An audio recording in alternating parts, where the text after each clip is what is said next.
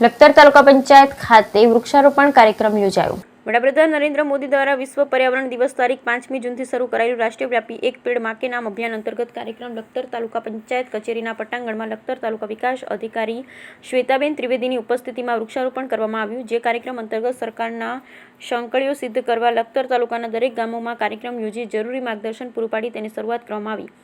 જે કાર્યક્રમમાં લખતર તાલુકા પંચાયત પ્રમુખ વાસુદેવભાઈ પટેલ, એપીઓ આઈઆરડી જયપાલસિંહ રાણા, તાલુકા યુવા ભાજપ પ્રમુખ ધ્રુવરાજસિંહ રાણા સહિત મનરેગા અને આઈઆરડી વિભાગના અધિકારી અને કર્મચારીઓ વૃક્ષારોપણ કાર્યક્રમમાં હાજર રહ્યા। Bureau report Jayendrasinh Jhala.